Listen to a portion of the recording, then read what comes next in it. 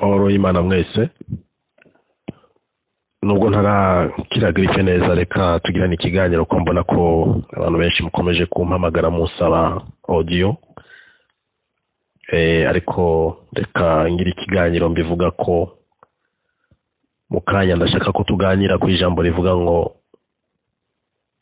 Kristo yaje kuduhindura kuba abana b'Imana. Turi abana b'Imana. Ikintu kibabaje umutima wanje nuko abantu tubayeho tutazi icyo turi cyo, ko turi abana b'ubwami bw'Imana,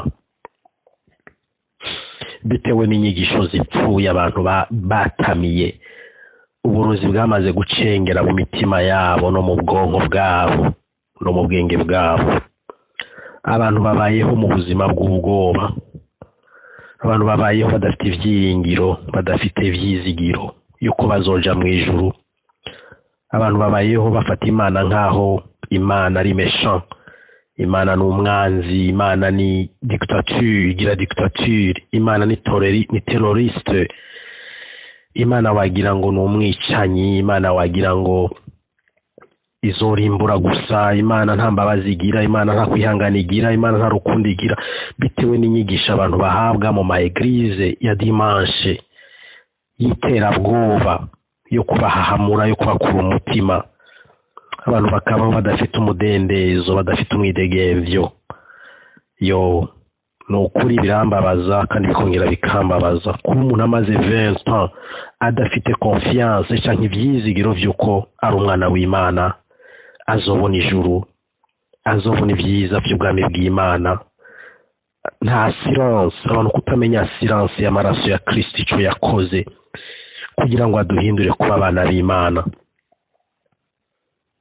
Nta kindi kibitera n'inyigisho mbi, ama intimidation muri prédication, ama intimidation muri prophétie, ama intimidation muri discours, ama intimidation mu masengesho. Ibintu byose nivyo guhahamura, nivyo gutera abantu ubwoba, nivyo kubima umwidegemvyo mu mitima y'abantu ntibatuje.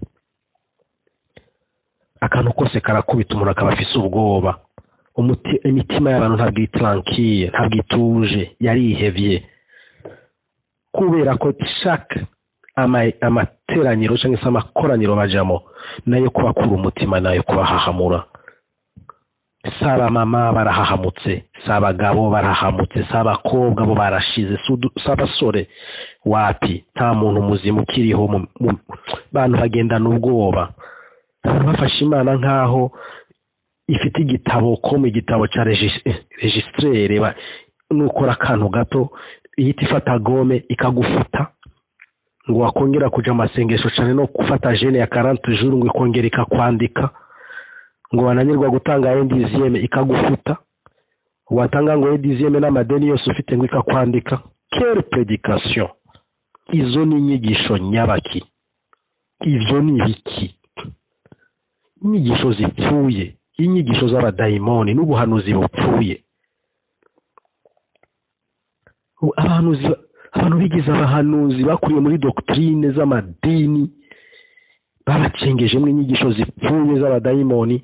Umuhanuzi akaza akentimida abantu ngo ntibambaye ibitambara, akentimida abantu ngo bambaye amasheneti, akentimida abantu ngo ko badatanga icya 10 ngo bafite umuvumo, akentimida abantu ngo kuko batagiye guterana dimanche ngo bararimbutse. Abahanuzi bakaberaho kwentimida. Ntago Yesu, kritere za Yesu, imico ya Kristo, ingeso za Kristo ntabwo zaje zentimida. Yesu yari umuhanuzi, yari Imana 100%. Yesu azafite imvugo zituje, z'ubugwaneza, z'urukundo. Aravuga ati nimuze abarushye n'abaremerewe. Ntago yaje yentimida abanyabyaha, ntago yaje yentimida abanyantege nke. Nimuze abarushye n'abaremerewe, muze musange mbaruhure kuko umutwaro wanje utaremereye. Ndababazwa n'abapasiteri, ndababazwa n'abahanuzi, ndababazwa n'abaevangeliste bagenda bikoreza abantu imitwaro mu gihe Yesu yaje kubakuraho imitwaro y'amategeko, imitwaro y'amadoktrine, imitwaro y'ubuhanuzi bupfuye. Abantu bakabaho mu bwoba, ndakubwira uno munsi mwene data wumva inodiyo bohoka mu mutima. Yesu ntabwo ari umukoministe uza uteroriza abantu, ntabwo ari umudiktateri. Suko Yesu akora. Yesu yuzuye ubuntu n'urukundo, ubugwaneza, no kuvuga ngo ubuntu n'ukuri nibyo byari bimwuzuye. Ibyo nibyo yahaye abamwizeye. Ubu ko amagambo avuga abamwizeye bose bakemera izina rye.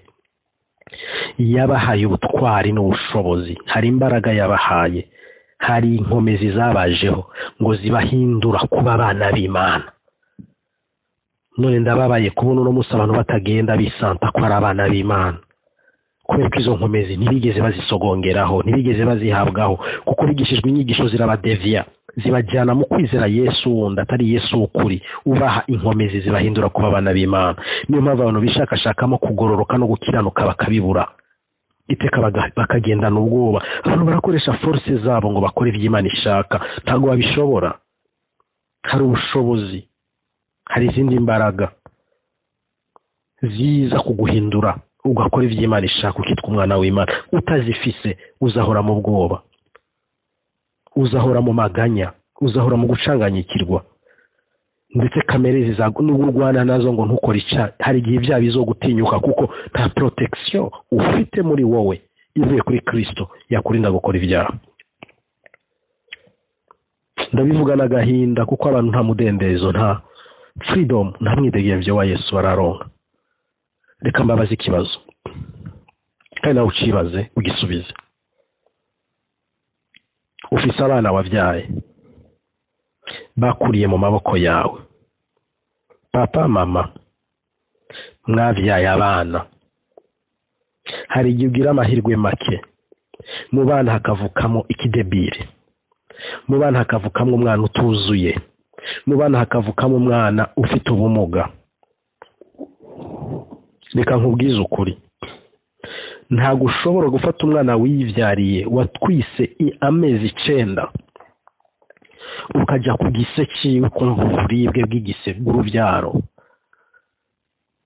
uwo mwana akavuka ukazisanga uwo mwana afite ikibazo, ubumuga mu mubiri. Reka nkubwire, ntabwo uwo mwana wamujugunya, ntabwo wamwica, ntabwo wamuta, ahubwo umwitaho kurusha abazima. Ni umwana wawe. Umuntu uyu yaciye umugani aravuga ngo nibyaye ikibuzira kirigata, ni icyayo nyine. None nimba wowe ushobora gufata umwana wawe w'ikimuga cyangwa se w'ikidebire, ucira inkonda, afite ubumuga butandukanye, waravuje byaranze, ugera aho byakira ukavuga uti ni umwana wanjye malgré que uko biri ni umwana wanjye, ugakomeza kumurera nkuko n'abandi bamurera, ndetse n'abarumunabe bakamugufasha kubarira, na papa akamugufasha, papa akagufasha kumurera, mukamuha affection, mwana mukamuha affection, mukamukorera ibyiza byose kuko n'uwanyu. Nanjye mbabaza ikibazo rero, ese Imana iyoboye ko abo yaremye twebwe turi mu isi, imitima yacu imugaye? Ntibizi se ko tumugaye? Abanyabyaha ntibazi ko ari abanyabyaha? Izi ubumuga bw'abantu dufite turi mu isi, kandi irazi ko urugo dukiniramo si urugo rwacu, ni urwa Satani, isi ya none. Nimba Imana itabasha kwentimida abanyabyaha ngo ibagirire nabi, izi ko ari abayo, kuko izi ko kuvuka bisobanura iki? Urupfu rwa Yesu nirwo rwatumye isi ivuka bundi bushya. Reka tubisome. Abakorinto ba kabiri igice cya 5 umurongo wa 16. Nicyo gituma uhereye none tutazagira uwo dutekereza dukurikije amasekuruza, nubwo ariko twatekerezaga Kristo, ariko noneho ntitukimutekereza dutyo. Umuntu wese yari muri Kristo aba ari icyaremwe gishya, ibya kera biba bishize, dore byose bihindutse bishya. Aho nashaka cyane ni kuri 18, naho turagarukaho. Ariko ibyo byose bituruka ku Mana yiyunze natwe ku bwa Kristo, ikaduha umurimo wo kwiyunga n'abandi. 19. Kuko muri Kristo arimo Imana yiyungiye n'abari mu isi ntiyaba ikibabaraho ibicumuro byabo, kandi noneho yatubikije ijambo ry'umwuzuro. Umva, muri Kristo Imana yiyunze n'abari mu isi, ntawe yakuyemo. Ntiyari kibabaraho ibicumuro byabo, ubu n'ubwiru ntiwapfa kubumenya. Ibyaha by'abari mu isi Imana yabitesheje agaciro kubera guhindurwa n'amaraso ya Kristo. Niyo mpamvu mubona umunyabyaha ashobora kumara 20-30 yivuruguta mu byaha, ari ameze nk'ikiboze, ameze nk'ikimuga, kugeza ubwo ubuntu bw'Imana buzamugenderera bukamuhamagara, bukamwuhagira, bukamukura muri bya byaha, bukamukiza bwa bumuga afite mu mutima we n'imyumvire mibi, ikamushiramo, bukamuvura nk'uko twese twari tumeze. None se nimba Imana yihanganira abanyabyaha, ikihanganira ibidebire, ikihanganira ibinyantege nke, ikabafata nabo nk'abantu bayo abari mu isi, nkanswe wowe winjiye muri Kristo, wowe winjiye muri Kristo ufite ubwoba, ubuze freedom, ubuze umudendezo kuruta umunyabyaha utazi Imana. Umunyabyaha arakuruta freedom, arakuruta umudendezo, kuko uzamubona yasinze anezerewe aririmba, uzamubona ari gukata umuziki anezerewe avuza induru, uzamubona ari kwishayisha sambana aryohewe n'ubusambanyi, arakurusha umunezero atari umukristo. Ariko we wagiye muri Kristo two ngo warakijijwe, nta mudendezo ufite, kuko buri dimanche bakwigisha inyigisho zigukwentimida, bakwigisha inyigisho zigutera ubwoba, uhura n'abahanuzi baguhahamura, nta mutekano ufite. Iyihanganira abanyantege nke, abanyabyaha, ni wowe yananirwa kwihanganira. Sinzi ko iki kintu muri bucyumve, kiragoye kumvikana. Ntabwo Imana ari umwicanyi, si terrorist kugira ngo Imana izagere kuri level gukuraho amaboko ucirweho iteka. Mwuka wera aba yarakoze imirimo ikomeye, ashakisha ubugingo bwawe, agucyaha ukanga kumva, cyangwa aba ashatse kugutereka ukahanga, kandi naho ngaho ntabwo yihutira kukwica no kuguhana. Hapana, ijuru riba ryarakugendereye inshuro nyinshi ukanangira umutima, ndetse riba ryarakuzaniye gukiranuka, uko gukiranuka ukakwanga. Niyo mpamvu Yesu avuga ngo ndakomanga, umuntu nakingura ndinjiriwe dusangire. Nimba akomanze rimwe ukanga, akagaruka ubwa kabiri agakomangwa, ubwa gatatu ugakomanga, ukakingura kinjira, ni gute tugendana ubwoba? Reka twongere dusome ikindi cyanditswe. Arashaka kuvuga ngo isi yose Imana ntabwo yibaraho ibicumuro, nk'uko mwebwe abanyamadini n'inyigisho zanyu zipfuye muhora mushinja abanyabyaha ibyaha byabo. Ibicumuro nta gaciro bifite imbere y'Imana, niko ibyanditswe bitubwiye. Igicumuro Imana izi gifite agaciro ni igihe Mwuka wera kugendereye kugira ngo aguhindure, aguha agakiza, ukagoma ukanga. Ni igihe Mwuka wera kubwira gukora ubushake bwiwe ukamusuzugura. Niyo mpamvu abantu basa nkaho bari inyuma y'urugo rw'Imana, abapagana batizera,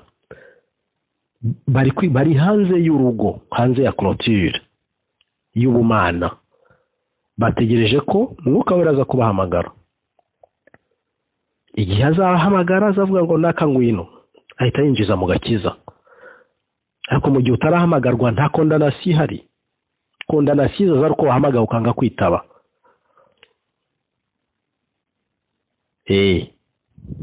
Nibyo bigereranywa na wa mugani Yesu yaciye avuga ngo umuntu yatekesheje ibyo kurya arararika, amaze kurarika uwo munsi wo gusangira ugeze, abo yateguriye ameza bose ntibaza. Ibyo byitwa guhamagarwa, ni umugani wo guhamagarwa. Tumusome muri Luka 14 umurongo wa 15. Nuko umwe muri abo bicaranye basangira byumvise aramubwira ati hahirwa uzarira mu bwami bw'Imana. Nawe aramubwira ati hariho umuntu watekesheje ibyo kurya byinshi ararika benshi. Igihe cyo kurya gisohoye atuma umugaragu kubwira abararitwe ati nimuze kuko bimaze kwitegurwa. Bose batangira gushaka impamvu z'urwitwazo bahuje umutima. Uwa mbere ati naguze umurima nkwiriye kurya kuwureba, ndakwinginze mbabarira. Undi ati naguze amapfizi 10 yo guhinga ngiye kuyagerageza, ndakwinginze mbabarira. Undi ati narongoye nicyo gituma ntabasha kuza. Nuko umugaragu agarutse abwira shebuja uko byagenze, maze nyir'urugo ararakara abwira umugaragu we ati sohoka vuba ugiye mu nzira nini n'into mu midugudu, uzane hano abakene n'ibirema n'impumyi n'abacumbagira. Umugaragu we agarutse aravuga ati databuja, icyo utegetse ndagikoze, nyamara haracyariho umwanya w'abandi. Shebuja abwira umugaragu we ati sohoka ugende mu nzira nyabagendwa no mu mihora, ubahate kwinjira kugira ngo urugo rwanjye rwuzure. Ndababwira yuko ari nta muntu wo muri abo bararitswe uzarya ibyo nateguye. Uyu mugani usobanuye iki? Abantu bari inyuma y'urugo kandi mu rugo imbere bari gutegura amazimano. Ubwo ni ubwami bw'Imana. Muri ayo mazimano rero hari abantu batoranijwe bagomba kuzinjira kuri ayo meza. Ntiwamenya yuko nawe urimo, ushobora kuba urimo, nanjye ndimo, n'undi wese arimo. Umugaragu utumwe kujya kubahamagara ninde? Ni Kristo muri Mwuka Wera. Aza gutoratoranya ab'Imana yamenye kera kuva isi itararemwa, yabateguye kera bazasangira nayo kubwo buntu bwayo n'imbabazi zayo n'urukundo rwayo. Igihe rero Umwuka Wera aje kukurarika ukanga kuza muri urwo rugo mu gakiza, aho nibwo hari icyaha. Icyaha ni ukutemera ijwi riguhamagara. Niyo mpamvu mu Baheburayo havuga ngo nimwumva ijwi ryayo ntimunangire imitima nk'uko mwayinangiye mu butayu mu gihe cyo kurakaza. Iyo umuntu rero Imana imugendaho imuhamagarira agakiza akanangira umutima, nibwo aba arwaho icyaha. Ariko igihe atarahamagarwa aba ari hanze y'urugo, ari mu bapagani, ari mu byaha, aba yivuruguta. Niyo mpamvu ubona Imana yihanganira abanyabyaha, kuko igihe cyo kubahamagara ntikiba kitaragera. Ariko Imana yagambiriye guhamagarira amuhamagara, ikamukura mu byaha, si imbaraga za muntu. Benshi rero bagiye bakokwa n'abapasitori, barabakoka babatera ibipindi, babinjiza mu idini ngo babinjije mu rugo rw'Imana. Noneho bamara kubinjiza mu idini bakibwira ngo bakijijwe, bakihutira kujya kubabatiza mu mazi menshi, kugira ngo bahindure abamambure b'idini cyangwa se abamambure ba association, abafana b'ishyaka, ba parti. Bakaza abantu bakishyiramo ngo bakijijwe. Niyo mubona impamvu kamere zikomeza gutugatuga kandi bari mu idini, bari mu maeglise, kuko bari kugaburirwa inyigisho zipfuye zitari za Kristo. Kandi muri izo eglise nta mbaraga z'Umwuka Wera zibashoboza kuba batura bwabo batabwa kamere y'icyaha buharimo. Niyo mpamvu Imana iri gukora icyo bitwakwita restauration, gusana bundi bushya, guhamagara bundi bushya. Noneho ubu ngubu hari ubutumwa Imana iri guhagurutsa aba ari bwo turi kuvuga. Ndashimira Imana abantu bari kumpamagara bambwira bati pastor, ubutumwa bwawe buraduherekeje, buradufashije, buri kuduhindura. Abayisilamu natangaye kubona abayisilamu bari kumpamagara. Imana ibaha umugisha. Ndabona Mwuka ari gukora ibintu. Benshi batangiye kumubuhamya bambwira ngo kuva twumva aya magambo yawe dutangiye gusoma Bibiliya no kwitahura. Deliverance, Mwuka ari gukora deliverance. N'abandi bavuga butumwa bari kuvuga ukuri nkuko turi kuvuga. Imana iri guforowingira herekeza ubutumwa bwabo kugira ngo be convince mu mitima y'abantu. Abantu bave mu ngo z'abandi, amadini, ahubwo binjire mu rugo rwa Kristo. Aho Imana igomba kugutereka niho ugomba kujya, pana mu binyoma. Aho wateretswe n'abantu have winjira aho Imana ishaka kugutereka, hagukiriza ubugingo, hakaguhindura icyaremwe gishya, ukaba muzima, ukumva uburyohe bw'ijuru, ukumva uburyohe bw'agakiza. Rero niyo mpamvu ushaka kuvuga ngo abapagani bari inyuma y'urugo. Igihe kigeze cyo guhamagarwa ngo binjire mu rugo, barinjira. Bamara kwinjira bagahindurwa, bakumva uburyohe bw'ijuru, kuko Umwuka w'Imana yatangiye kubahindura ibyaremwe bishya.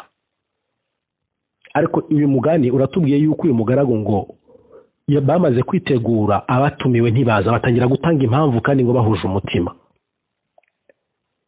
None aramubwira ngo ntago turi busangire intebe zanjye ziticayeho abantu abararitswe. Genda hirya no hino mu midugudu no mu mayira hose, uzane ibimuga, uzane n'impumyi, uzane n'ibiragi n'ibipfamatwi. Ngo ariko mu bararitswe ntawe uzinjira kuri aya meza. Umugaragu bigaragara ko shebuja yahise akoresha uburakari kuko abo yatumiye sibo baje, haza abandi.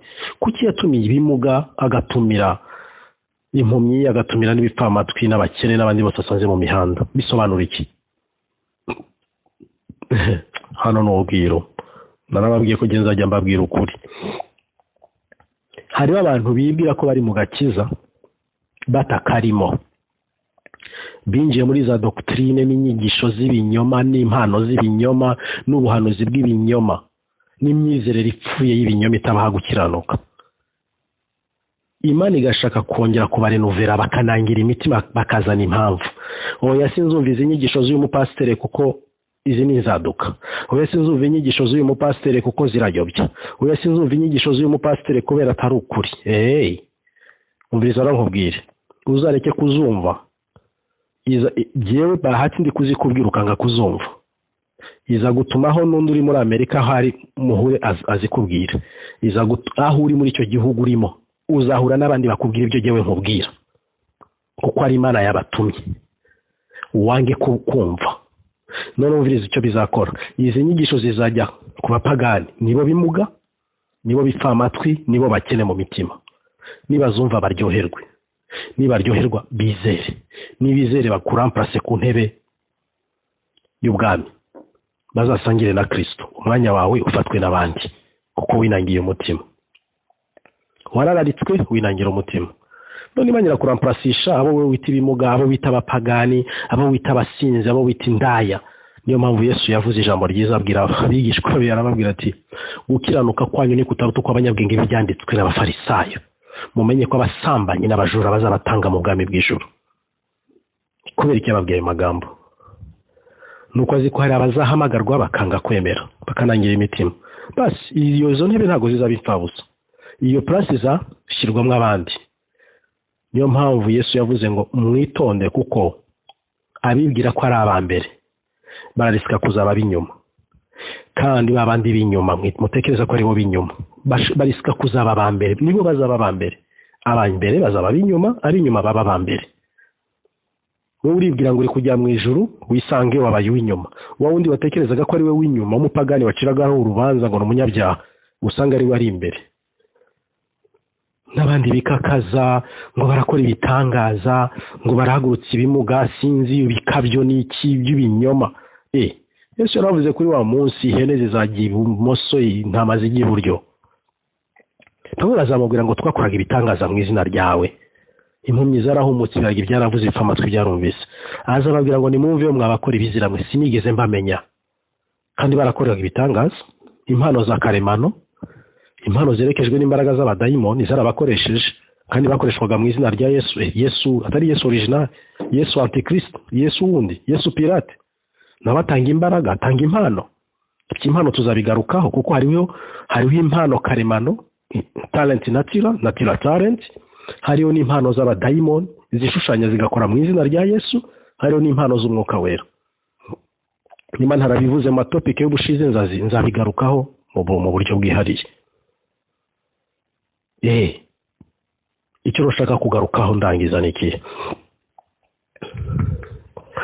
We wa mubyeyi we, ese iyo abana bawe uko bakora udukosa n'udufuti niko buri kanya baza kugusaba imbabazi? Eske niko babayeho mu rugo bari intimide, bafite ubwoba? Ninde wambwira ko mu bana afite mu rugo cyangwa aho mwabaye mu rugo iwanyu muri abana mukarinda mukura? Eske mwabagaho mu bwoba? Papa hari, mama hari, mukabaho mu bwoba? Urumva, mugahora mujunjamye, mugahora mukonje kubera ko papa na mama bahari, none mugatangira kwisanzura kuko papa na mama bagiye. Ndibaza ko urwo rwaba atari urugo.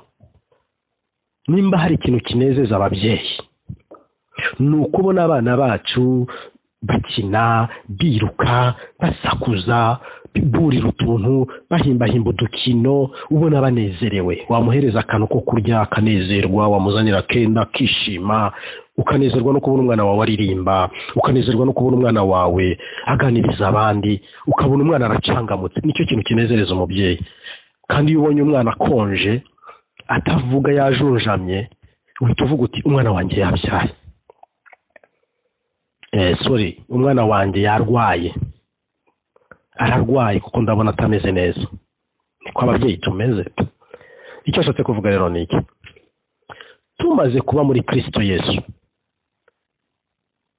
ntago uko tugize udukosa, udufuti, kamere itwadukira, Satani akadutera ibyondo, abantu bakaducumuza, abantu bakaturakaza, tukagira ibyo tubura. Ntago bivuze ko Imana ihita iturakarira intimidation ngo tube mu buzima bw'ubwoba, ngo Imana yamvuyeho, Imana yanyanze kuko nakoze aka gakosa, kuko nagenjeje gutya. No, kameme turababyeyi twebwe, dufite amafuti n'amakosa. Twihanganira abana bacu mu mafuti no mu makosa, ahubwo tubabonyemo amakosa n'udufuti bakoreshwa no kutamenya cyangwa se n'ubujiji n'ubwenge buke. Umubyeyi mwiza, ibyo mbibonye hano i Buraya, kuko nzi ko muri Afurika ababyeyi batajya babwiza abana ubugwaneza, bentimida abana. Ababyeyi b'Abanyafurika mu mago yabo, kubwiza umwana, kumubwiza ikosa, kumwereka ikosa no kumukubita, no kumuha ishini, ibitutsi by'urukozasoni imbere y'abantu, nuko ababyeyi b'Abanyafurika jewe mbazi, nanjye nuko nari meze. Ariko hano i Buraya suko bimeze. Ni ibintu maze kubona mu bazungu, ni ibintu maze kubona mu mashuri, abana aho biga batanga keya mu kubwira umwana amakosa. Nanjye ni ikintu nihariye ngeze i Burayi ndakihana ngo ngikosore. Batanga keya ku bana, abwiza umwana ubugwaneza, akamwereka agakosa, akamwigisha, akamuha utuntu tw'inyigisho, akamushakira utuntu kugira ngo umwana yishime, anezerwe, ukabona aramuganirije. Ese nimba abantu beza bakorera abana babo ibyo ngibyo, Imana dukorera ibingana iki? Rero bene data, ibyo bintu byo guhora muri intimide, mufite ubwoba, buri kanya ngo ndasaba Imana imbabazi, buri kanya ndiyeza. Yesu yarakwejeje kandi arakomeza kukweza, akwezesha ijambo ryiwe. Uva mu bwiza ujya mu bundi. Iyo rero watandukiriye ukajya mu makosa, cyangwa se iyo watandukiriye ukajya mu bitagira ibyiza, jewe muri experience yanjye mfite jewe bahati, iyo abadayimoni bashatse kuntera, cyangwa se hari umuntu Satani ari gukoreramo kungirira nabi ngo angushe mu cyaha cyangwa angushe mu makosa, ikintu cya mbere umwuka wera akora kuri njyewe abinyavertisa ava nkumenera ibanga. Rero kandi nuko naremwe, nuko nakuze, nuko mbizi, naranakizwa nuko byari bimeze. Mbirota mu nzozi. Iyo jewe ntabirose, birotwa na madamu wanjye. Iyo atari madame, birotwa n'inshuti yanjye. Iyo atari inshuti yanjye, birotwa n'umuntu undi uri kure ariko ufite contact zanjye, akambwira amayereko inzozi yagize kuri njyewe.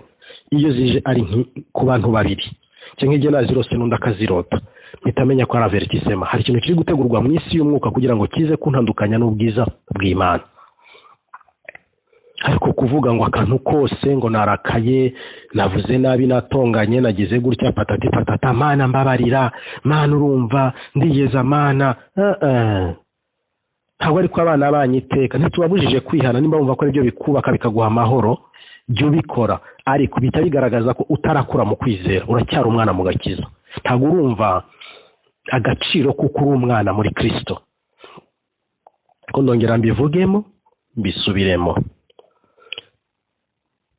Twarakuze, ntabwo twakuze turi intimide ku buryo akantu kose ariko tugenda tukabwira papa cyangwa mama, mama mbabarira, mama mbabarira, mama mbabarira, mama nakoze iki mbabarira, mama namenye isukari mbabarira, mama namenye ikirahuri mbabarira, mama navuze amagambo mabi mbabarira, mama. Ukabaho mu buzima bw'ubwoba. Siko bimeze. Ibyo bigaragaza ko utaramenya silence cyangwa se value, agaciro k'icyo cyo muri Kristo Yesu. Umunsi uzabimenya agaciro k'icyo uzihereza akaroro mu rugo rwawe, ukuntu ubana n'abana bawe, kimwe n'uko warezwe iwanyu. Yesu niwe wavuze neza ngo nimba muzi guha abana banyu ibyiza muri babi, muzi guha abana. Nta wasaba umubyeyi umugati ngo amuhe amabuye, nta n'uwasaba umubyeyi ifi ngo amuhe inzoka. None se ko muzi guha abana banyu ibyiza muri babi, ese Data wo mu ijuru ntazarengereza kubagirira neza, kubamusaba ijoro n'amanywa bakamutakira? Aho rero niho tugomba kumenya. Icyo mbivugiye ni iki? uko kwihana kwawe ko gusaba imbabazi, ko kwatura, ko guhora buri kanya ufite ubwoba, nimba wumva ko ari byo bikubaka, bikomeze, kuko uri umwana mu gakiza, niyo revu uriho, uri muri intimidation toujours, nta freedom, nta mudendezo. Ariko kuri wa wundi amaze gukura mu kwizera akamenya icyo ari cyo muri Kristo Yesu, ntajye we bahati, ntago ndi muri urwo rwego rwo guhora ndi intimidé, mfite ubwoba, patati, akantu gatoya, no, Yesu ni unyeza, anyezesha ijambo rye ijoro n'amanywa, mva mu bwiza njya mu bundi, ndakura mva mu bwiza njya mu bundi. Iteka iyo njya kureba ibya Kristo mbirebera ku babyeyi. Nimba twebwe ababyeyi tutintimida abana, Yesu yanyitimida ate? Nimba twebwe ababyeyi tudahora dukubita abana ngo tubahoze ku nkeke no ku nkoni, Yesu yankubita ate? Nimba tudashobora kwemera ko abana bacu bicwa n'inzara ngo baburare, Yesu yanyicisha inzara ate? Ntibishoboka. Ikimani gushakaho ni ukwizera, zamuka mu rwego rwo kwizera kandi umenya agaciro cy'icyo cyo kuri umwana w'ubwami. Reka dusome muri Yohana igice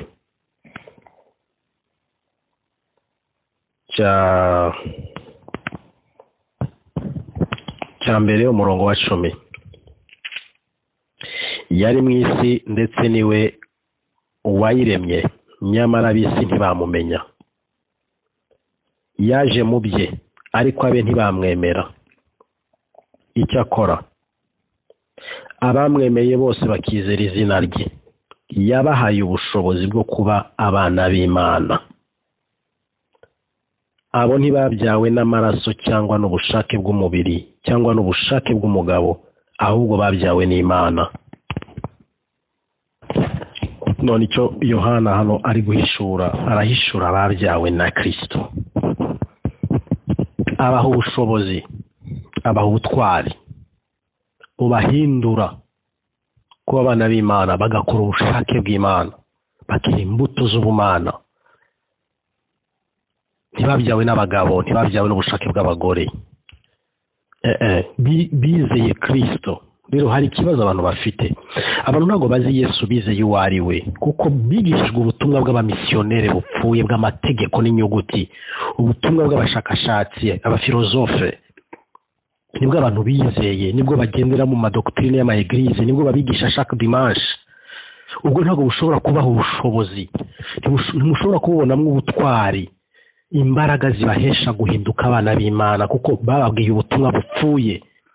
Nimba mubufata nk'ukuri, ntibubahindure n'ibinyoma, ni ubuyobe. Abantu bicaye mu buyobe, kuko ubutumwa bw'ukuri buzana imbaraga zihesha abantu gukiranuka, bagakora ubushake bw'Imana. Ukisanga inyota y'ibyaha iri kugenda ishira. Ndashimira mwene data umwe n'umuyisilamu yarambwiye ati, pastor, kuva natangira kumva izi nyigisho zawe, irari ry'abakobwa ryashizemo, numva abakobwa ntacyo bakimbwiye. Ni umusore ari hano i Burayi, Imana imumpera umugisha kandi Kristo amukomeze. Yari umuyisilamu, arampamagara arambwira ati, inyota y'iby'isi numva bisigaye bimeze nk'isesemi kuri njye, inzoga, abakobwa nakundaga cyane nabo nakurikiranaga, numva isi inyota yabo yatangiye kunshiramo. Ubu ndumva ashaka kwibera muri Bibiliya, ngasoma Bibiliya. Nibyo ubutumwa buzima buherekezwa, buraforowingwa, buraherekezwa n'imbaraga z'Umwuka Wera, bugakora mu bugingo bw'umuntu, inyota y'icyaha na kamere bigapfa. Urukundo rukaza, ahari inzangano hakaba urukundo, ahari amashyari hakaba urukundo, ahari kwihangana kukaza, ahari kutababarira hakaza kubabarira, ahari ubwibone hakaza guca bugufi, ahari umubabaro hakaza umunezero. Ubwo nibwo butumwa. None abantu bakiriye ubutumwa bupfuye, budaherekezwa n'imbaraga z'Umwuka Wera, bw'amategeko n'inyuguti, bubaheza muri kamere. Kuri abantu bifatafata ngo bagaragare ko ari abakiranutsi, ariko haboneka ikishotora kamere zabo, kamere zikabyuka. Ntibashobora kuresista ibitutsi, ntibashobora kuresista ababambuye amafaranga abo bagurije, ntibashobora no kubababarira ababiciye cyangwa se n'abandi bose. Ntibibaho. Ni ukubishaka, kubyishakashaka, mugakora concentration ngo wumve ko wakuzuza gukiranuka cyangwa se amategeko y'Imana. Ntibikunda. nicyo kibazo rero gituma abantu baba mu buzima bwa intimidation, ubuzima bwo guhora bishinja ibyaha, bwo guhora bumva ngo bakuwe mu gitabo cy'ubugingo, sinzi bavuye muri ibyo bintu by'inyigisho zipfuye. Nimusubire muvugurura ubuzima bwanyu, mwemere. Jye namaze 26 ans kuva muri 90 nzi ngo ndi muri Kristo, naje 23 ans zambereye impfabusa, nabaye mu gakiza, ibyitwaga agakiza ataragakiza, mpora mu bwoba kugeza ubwo nabwiye Imana n'Imana birananiye jewe kanisubire mu isi kuko ntihora rifite n'amahoro dayeri. Ibyo guhora tugatuga ngo ndarwana no gukizwa bikananira n'abyacu, tuachane bazima, kama nitakufa nikufe, kama utaniyo kwaga uniyo kwagi. 3 ans niyo myaka mfite yo kumva ubuntu bw'Imana n'imbabazi z'Imana, urukundo rw'Imana. Inyota y'icyaha na kamere birabambwa. Twudu faiblesse tw'umuntu agira, twungu kugira ngo tumpangayikisha, kuko nzi yuko uwankijije ibikomeye n'utwo dutoya dusigaye azatunkiza. Uwankijije irari ry'umubiri akankiza ubwibone, akankiza agasuzuguro, akankiza ubusambanyi, akankiza gukunda isi n'ibiri mu isi, akankiza ibinyoma, azanirwa se kunkiza n'utunengetengete tw'utugese tw'uduto duto. Uwakoze biriya bya mbere bikomeye azakora n'udusigaye. Muve rero mu bwoba, muve mu bwoba, mureke kuhora mwishinja, none mwagira mu nyigisho za dimashe bakabashinja ibindi. Aba bashinja nabo ni tabani. Yesu yavuze ngo nta mpumyi zirandata izindi mpumyi zose zigwa mu mwobo. Umupasiteri arakwigisha gukiranuka adafite, akakwigisha kwitanga nawe ubwo atitanga, akakwigisha kubabarira nawe ntababarira, akakwigisha kutabeshya nawe abeshya, akakwigisha kwicisha bugufi nawe ntagirwa inama ntacya bugufi. Uwo ni mufarisayo. Yo mpamvu Paulo yavuze neza ngo munyigane kuko nanjye nigana Kristo. Iwe ntago Paulo yari theory, Paulo yari practical. Kristo yari yaramaze gutunganya ubugingo bwamuhindura umwana w'Imana. N'intumwa nuko haragenda bashaka kwifashisha ibyanditswe bimwe bagoreka muri Bibiliya, nkuko Petero yabivuze ngo bya Paulo biragoye kubyumva kuko nk'abaswa b'iki gihe bagenda bagoreka ibyanditswe bakizanira kurimbuka. Ngo Paulo ngo yaravuze yuko ngo nifuza gukora ikiza kibi kikantanga imbere. Ntago ari Paulo, bongo ntimumubeshyere. Siwe wivugaga. Paulo yatangaga urugero rw'umuntu uri mu butwari bwa kamere, itegeko rimushije icyaha rigwana na kamere. Muhere ku gice cya 7 mu Baroma, umurongo wa mbere mugeze ku murongo ku mirongo ya nyuma. Atanga iyo example ngo nifuza gukora iki. Ntabwo ari we wivugaga, yavugaga umutima w'umuntu ushinjwa icyaha gishinjwa n'itegeko. Atubwira ko twabatuwe ku mategeko. Ntago mpasoma ariko muhasome. Abaroma 7 umurongo wa mbere mumanuke kugira havuga ngo nifuza gukora. Ntago ari we yivugaga Paulo, yavugaga umutima wa kamere. Umutima wa kamere urwana n'itegeko ryemeza kamere icyaha. Naho ngaho Paulo yatangaga example, ariko ntabwo ari we wivugaga mumubeshyera. Abantu barafata amafaiblesse yabo, yabuze imbaraga z'umwuka wera, yabuze ubushobozi buvuye kuri Kristo, bakahora bagoreka ibyanditswe. Ngo yaravuze ngo nifuza gukora icyiza. Paulo yifuje gukora ibyiza, Kristo arabimuha. Paulo yahawe inyota yo gukiranuka, Yesu amuha gukiranuka. Niyo mpamvu avuga ngo munyigane nkuko nanjye nigana Kristo. Rero uhereye ku gice cya 7 ukava ku murongo wa mbere ukagenda ukamanuka ukazagera mu murongo wa 25, Paulo aravuga ngo intambara y'umutima uhana na kamere y'ibyaha. Ni example yatangaga.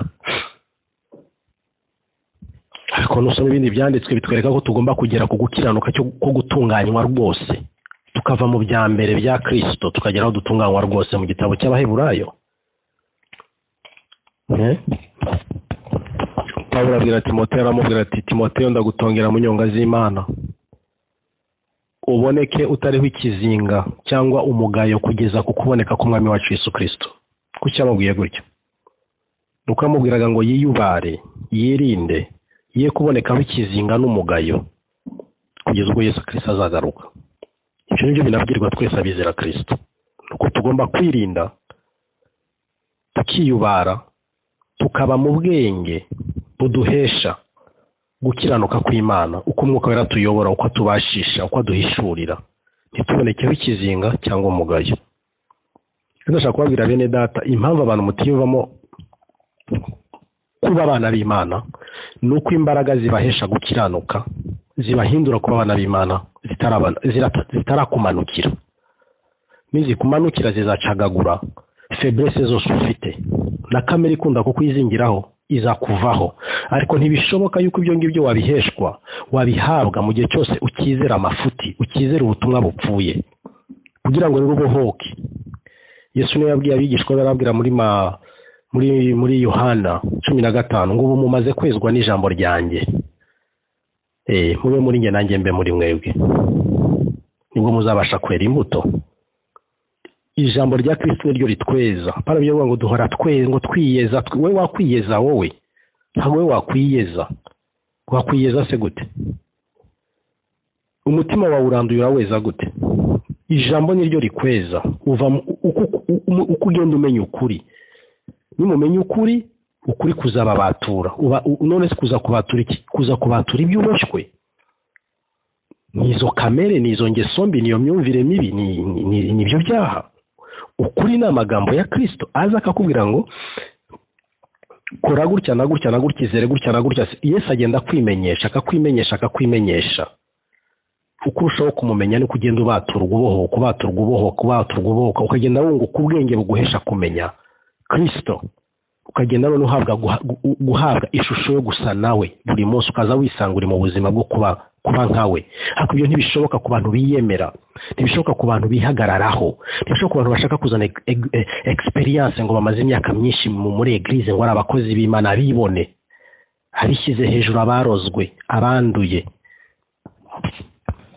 Rero kino gihe turimo guko abantu bafite ubwibone n'ubwiyemezi no kwiyemera, kwishyira hejuru no kwikakaza, ngo ntibashaka kurekura ibyo babatamitse bakabifata ko ari kukuri.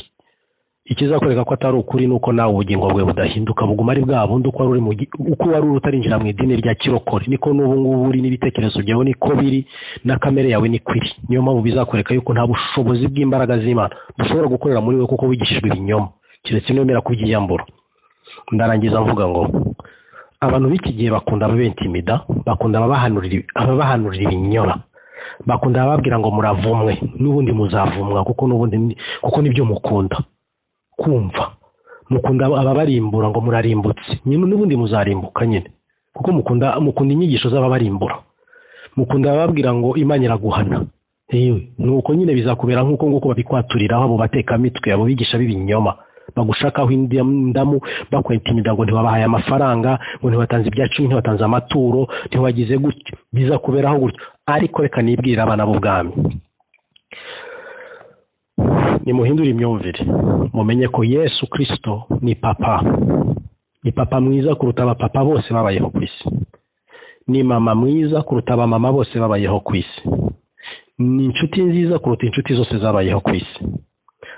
Adufitiye imigambi myiza kuri twe, nubwo twageragezwa, nubwo twanyura mu bibazo, umenye ngo Kristo azabigukuramo, abikunyuzamo kugira ngo agukamirishe, ukamirike mu kwizera, ukamirike mu kumukunda, ukamirike mu kwihangana, ukamirike mu guca bugufi, ukamirike mu kubabarira. Niyo mpamvu narabivuze simbisubiramo ku byo kwizera. Ariko mumenye ngo abana b'Imana bararuta abana bacu twibyariye, kandi Imana ifata neza abana bayo kuruta uko twe dufata abana bacu twibyariye bo ku mubiri, kandi Imana idukunda kuruta uko twe dukunda abana bacu twibyariye. Niyo mpamvu bamuzaniye umugore wasambanye, abanyedini bo bifuza ko aterwa amabuye. Yesu arababwira ngo utarakora icyaha namutera ibuye. Abanyedini bahise bumva yuko Yesu akoze tolerance ku cyaha, acyoroheje, ariko ngo bibacimita ku mitima yabo, bagenda urusororongo. Nuko abanyamadini bameze bakunda gutera amabuye, bakunda gutenga abantu, bakunda kubashyira ku karubanda, kubavugira kuri za mikrofone, kubasebya, kubatangariza amatangazo ngo barabahana, ngo barabashyira muri discipline. Ibyo bintu ntabwo ari byo, muzabikosore. Rero bana b'Imana, nimugende musinzire, mutuze, Satani ye kujya bazanira izo nyigisho zipfuye, ahubwo mumenye ukuri kubabature, mureke ibikorwa bya Kristo bikorere mu mitima yanyu, abihishurira, abiyereke. haravuga ngo ndakomanga uwinjira nakingura ndakomanga ukingura ndinjiriwe dusangire. Ni umutuzo, ni muri freedom, ni muri liberté yawe. Ushatse wamukingurira, ushatse ntiwamukingurira, n'ubushake bwawe. Ntabwo aza kugusuzanaho igitugu n'iterabwoba. Ntabwo Yesu ari Hitler, nta nubwo Yesu yigeze aba Mussolini, nta nubwo Yesu yigeze aba umunyagitugu nk'aba bategetsi banyura ku isi imbaga y'abaturage ikarimbuka. Imana rero bambera umugisha kwa kubahumuriza no kubakomeza. Ibisigaye mwuka barakomeza kugenda bibumvisha. Munyihanganyire kutabaha audio nkuko mubyifuza, kuko hari igihe umwanya umana muke cyangwa se nize gripe zigatuma ntabasha kubaha ku ma audio, ariko ndi gutegura n'izindi. Imana ibambera umugisha. Ubu butumwa bwabugezwaho na Pasteur Bahati Laurent mu gihugu cy'Ubuholande kuri ya telefone +31 68 40 11 549. Umwami Imana abambera umugisha. Mugume mube abana b'Imana. Nimwandura ntibaca intege, Kristo arabeza. Nimugira faiblesse ku byaha, Kristo araza kuzibamaramo. Nimucika intege, arazanwa no kubongerera inkomezi cyangwa se imbaraga. Uwe ni solution. Imana si problème. Imana si temptation. Imana ni solution ya buri kintu cyose kikuruhije, kikuremereye. We komeza uhanga amaso Kristo gusa. Ureke guhanga amaso abantu n'ibintu. Hanga amaso Kristo. Uramubona nk'umubyeyi akurutira ababyeyi bose. Niwe mugabo w'abapfakazi, niwe papa w'imfubyi. Ni nawe papa w'abanyabyaha. Kuko ntiyazanywe no gushaka abakiranutsi, yaje gushaka abanyabyaha. Ntiyaje gushaka abazima, yaje gushaka izazimiye, izapfuye ngo azigire nzima. Ariko abantu baramubeshyira bakentimida abandi kubera inyungu zabo. None abantu babayeho mu bwoba, nta freedom, nta mudendezo, nta liberté mu mitima y'abantu ihari. Sinzi uko nabivuga, hari igihe bimbabaza, ariko ntacyo Imana izabaye. Umwami Yesu abambera umugisha. Sinzi uko nabivuga, hari igihe bimbabaza, ariko ntacyo Imana izabaye. Umwami Yesu abambera umugisha. Sinzi uko nabivuga, hari igihe bimbabaza, ariko ntacyo Imana izabaye. Umwami Yesu abambera umugisha. Sinzi uko nabivuga, hari igihe bimbabaza, ariko ntacyo Imana izabaye. Umwami Yesu abambera umugisha. Sinzi uko nabivuga, hari igihe bimbabaza, ariko ntacyo Imana izabaye. Umwami Yesu abambera umugisha. Sinzi uko nabivuga, hari igihe bimbabaza, ariko ntacyo Imana izabaye. Umwami Yesu abambera umugisha. Sinzi uko nabivuga, hari igihe bimbabaza, ariko ntacyo Imana izabaye. Umwami Yesu abambera umugisha. Sinzi uko nabivuga, hari igihe bimbabaza, ariko ntacyo Imana izabaye. Umwami Yesu abambera umugisha. Sinzi uko nabivuga, hari igihe bimbabaza, ariko ntacyo Imana izabaye. Umwami Yesu abambera umugisha. Sinzi uko nabivuga, hari igihe bimbabaza, ariko ntacyo Imana izabaye. Umwami Yesu abambera umugisha. Sinzi uko nabivuga, hari igihe bimbabaza, ariko ntacyo Imana izabaye. Umwami Yesu abambera umugisha. Sinzi uko nabivuga, hari igihe bimbabaza, ariko ntacyo Imana izabaye. Umwami Yesu abambera umugisha. Sinzi uko nabivuga, hari igihe bimbabaza, ariko ntacyo Imana izabaye. Umwami Yesu abambera umugisha. Sinzi uko nabivuga, hari igihe bimbabaza, ariko ntacyo Imana izabaye. Umwami Yesu abambera umugisha. Sinzi uko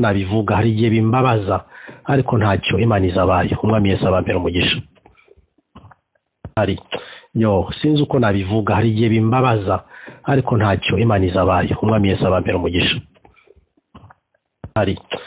Sinzi uko nabivuga, hari igihe bimbabaza, ariko ntacyo Imana izabaye. Umwami Yesu abambera umugisha. Sinzi uko nabivuga, hari igihe bimbabaza, ariko ntacyo Imana izabaye. Umwami Yesu abambera umugisha.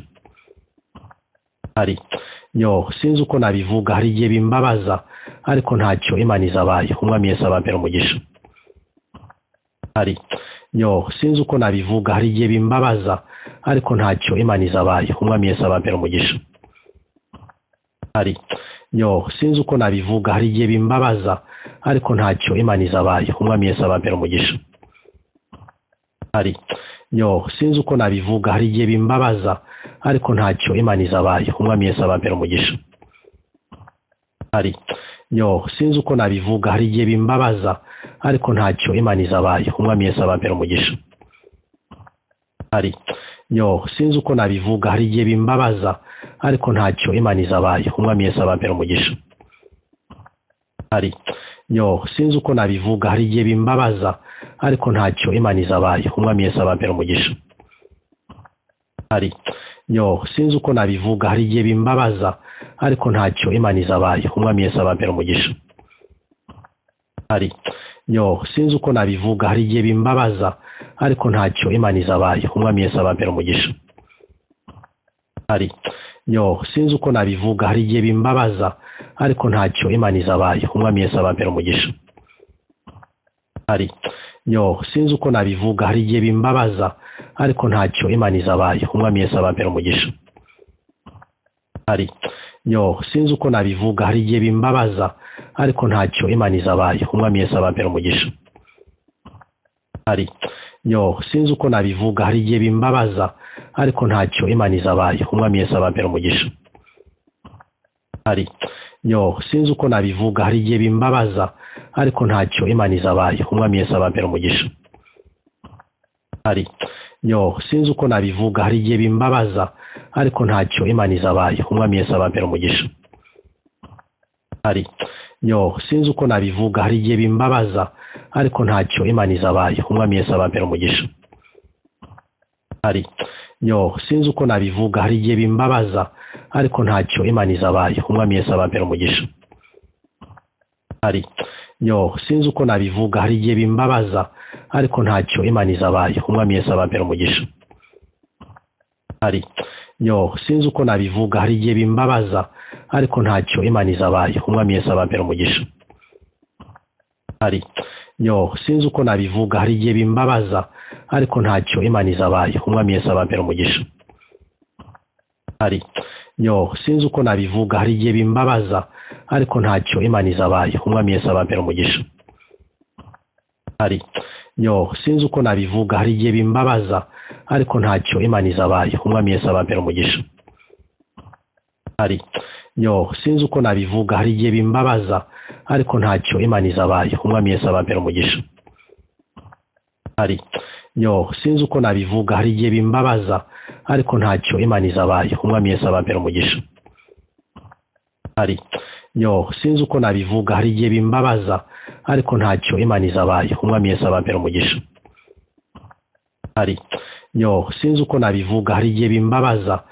ntacyo Imana izabaye. Umwami Yesu abambere umugisha. Yo sinzi uko nabivuga, hari igihe bimbabaza ariko ntacyo Imana izabaye. Umwami Yesu abambere umugisha. Yo sinzi uko nabivuga, hari igihe bimbabaza ariko ntacyo Imana izabaye. Umwami Yesu abambere umugisha. Yo sinzi uko nabivuga, hari igihe bimbabaza ariko ntacyo Imana izabaye. Umwami Yesu abambere umugisha. Yo sinzi uko nabivuga, hari igihe bimbabaza ariko ntacyo Imana izabaye. Umwami Yesu abambere umugisha. Yo sinzi uko nabivuga, hari igihe bimbabaza ariko ntacyo Imana izabaye. Umwami Yesu abambere umugisha. Yo sinzi uko nabivuga, hari igihe bimbabaza ariko ntacyo Imana izabaye. Umwami Yesu abambere umugisha. Yo sinzi uko nabivuga, hari igihe bimbabaza ariko ntacyo Imana izabaye. Umwami Yesu abambere umugisha. Yo sinzi uko nabivuga, hari igihe bimbabaza ariko ntacyo Imana izabaye. Umwami Yesu abambere umugisha. Yo sinzi uko nabivuga, hari igihe bimbabaza ariko ntacyo Imana izabaye. Umwami Yesu abambere umugisha. Yo sinzi uko nabivuga, hari igihe bimbabaza ariko ntacyo Imana izabaye. Umwami Yesu abambere umugisha.